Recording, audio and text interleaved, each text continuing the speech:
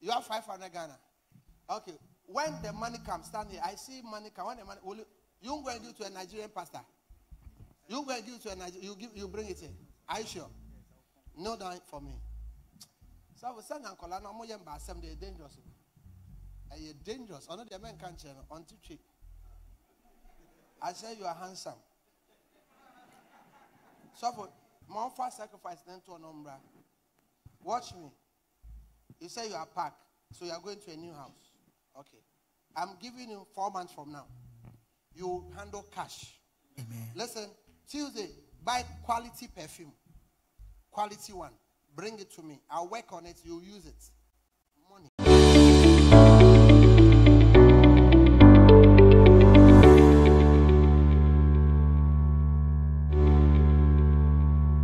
Sani ensem no behwi egu wo man Ghana bia boaboa no ya chechire na afia beja egu aboboa no e wa Attention TV. Attention TV dey so wani tua se ensem be koso wo Ghana de etwagu de friends are trending. Eno no ye de somo dan de nyina e wo afidie so. Me din e de Franco Aku Asante. Ena so no ye de ensem bi e ba be so me wo afidie so.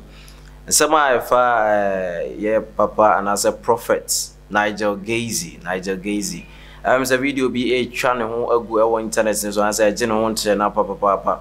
Enyere nim say the fraud in ya de ba ko a Ghana fo nyina etia na say aban kra pese obetu ase anopa wie na nwumre esan say ensem a ekoso e wosa ne ma ne so ya de kese e ha oman no e na ayempo bibre mu nyina ye ni tua say se ba ne say yentena computer achi na fe yentumi en type yen fans coming crofo ayade Ghana fo na afi so empo no abibremu fo yade omo yade pa isanse so munya aye obroni baako a ombeko so agini sika saa na computer ne so type ne chat abi okura na omo de pictures saa nya omo de e de send ne se o me picture ne o hwa a obutumi de oba na de ade de to so e de kire se ampa me ameni enti wo hwa ye ni dwa eno na mso ba bibebre bi ebutumi giska sika puduo pa sika mu odu efri yesa ankrofo yo ma hu sampa omatumi adupiom enti eno ba ne sa be me se asofo bebre kura kaseti asa ne ma no ba video mi hu se ye prophet Nigel Gazy a ye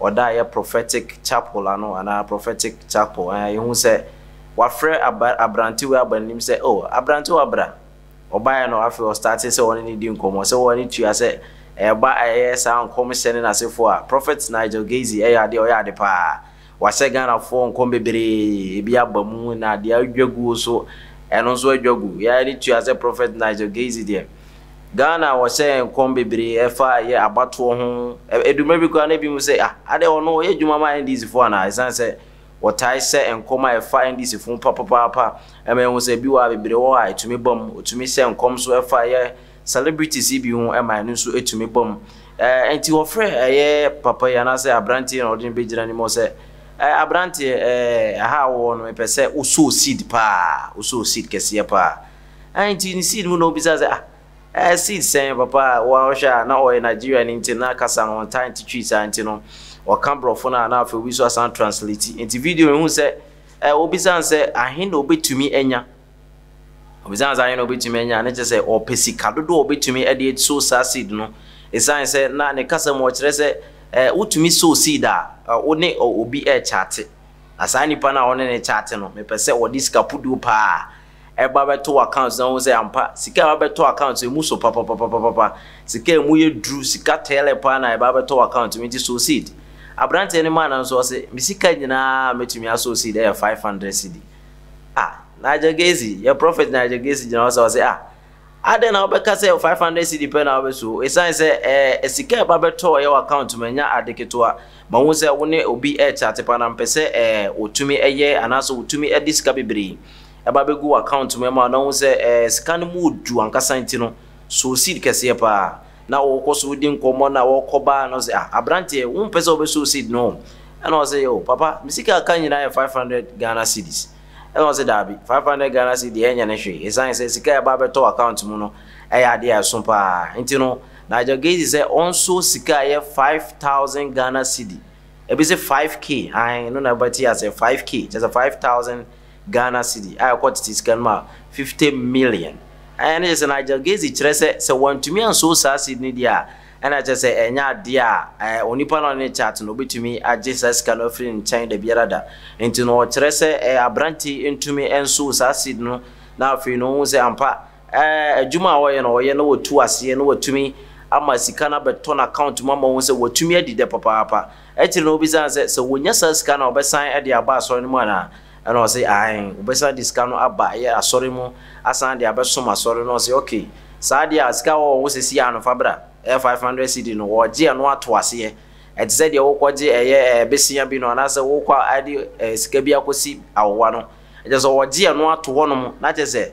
4500 na chiri wasan de aba na afi wo se ampa ya de a wo di djuma pa na je se ena eno na Ghana fo bebre enti ase o hwe viral video no an ko fo enti ase on bi za ade a ye Ghana fo nyina empese on beti kro masumba ko ena ye Prophet Nigel Gazy woye adin no mo kasa mo se ade a ye fa ne se ye tena ye computer chi a type ade a jin kro fo sika ade a Ghana fo chiri kra e be kro to me friend say sakawa isan say nam type ni mo e be mutumi nam so atumi ko ye adru na so djuma ho na okoje mo afi no say oh papa bi adru no ma hu say mapima ma type ya but obroni no on pesa o discount beba enti no dey idea boa me enti ano no ye ade a Ghana fo kan asam bisa say na ye ka say enkrofo ebu nkrofo bukata yi prophet yi ono so support na me dey na me kan Ghana fo na bisa sa question say e ba say ye defraud nkrofo a Nigel Gazy so ayobi a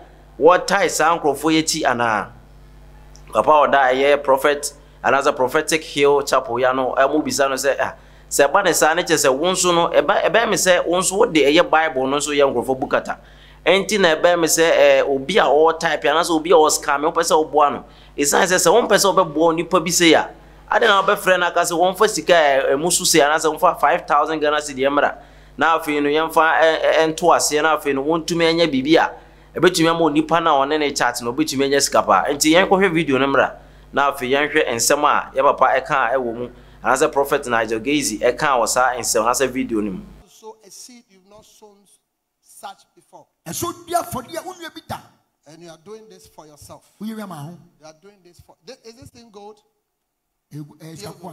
Wow, don't you are talking to authority, don't do that, okay? It's gold. That's okay, I won't take it. We don't do that here. Yeah, I also have gold. Yeah, this is gold. Watch me. How are you? I want you to give God a sacrifice you've not given before. Then I'll tell you why I'm saying so. And you give it today, you give it to the church. I should tell you. Also, catch and say, also see, I rather say, main just sacrifice, infinite sacrifice, a becano. Now, watch me. I don't talk about money. But this church, we don't do money. I would say, I'm seeing something, and I don't want to use that as a bait. I want you to do what God, more from a slip and embrace. I want you to do what God says you should do. Release a sacrifice you've not released before. And let me tell you something. I'm closing. I'm far behind this. How much will you give to God? Oh, 500 is too small. Do you know what I'm saying? I'm seeing millions coming into your account and you are giving God 500 cities. What is 500 cities? Praise him, the Lord. Watch me. I don't want to say it was you will be a canna. I want you to do, listen, I'm seeing plenty money coming into you. Watch me. Why are you shy? Are you sure of me? I'm seeing plenty money. I'm simply, and where you are staying now, leave that place. The house you are staying. Yes, the house you are staying now. Leave. Catch you are packed already. Yes, so you are moving out. Yes. My God. Good, my God.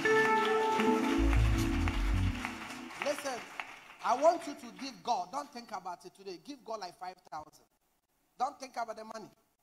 You are doing this. He's laughing at me. Is that what?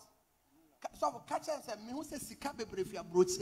Can say me or computer but a normal block but oba altar no me say or baby or beji broni baby sika bebre. Catch him.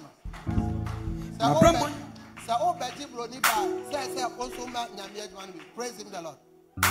And catch and say on my me. It be say enne of sacrifice send obeti me ama. Now for the mental last you have 500 Ghana.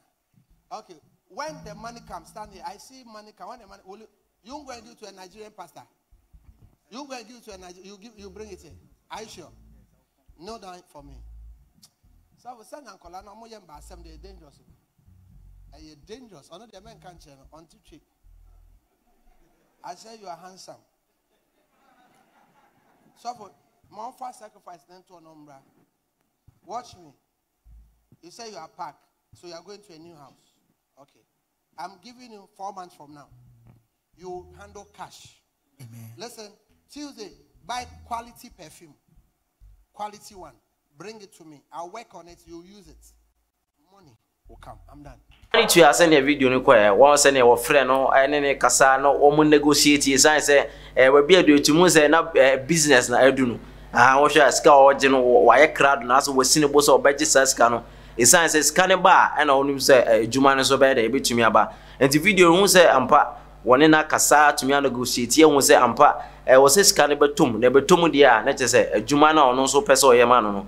Obey ne krojen obey ma eso eho aba eho ate kra na Ghana for nsem we dey esan tuma mo se mo hwe de ekoya sen na obetimi agya comment e wo sa comment box mu obetimi de aba na face yetumi akenkan ma o se na ese na efata enti no ha ene de sa nsem ntiremu ebesie na ya kire mo se mo nkobombo mo de am subscribe to our YouTube channel no Attention TV go round ma subscribe share na face so afoforo so entumi nya de eko afi so pese ye business bi ama o se efa se ye mbo edwade bi a ho nsema wa obetumi afre numbers e twagu wa TV na anim ho no ma o frɛ pɛ ebetumi no wadi dwa se na se na efata bedin ade Franco ku asante meda sa oje bre ene adaje ehwɛ me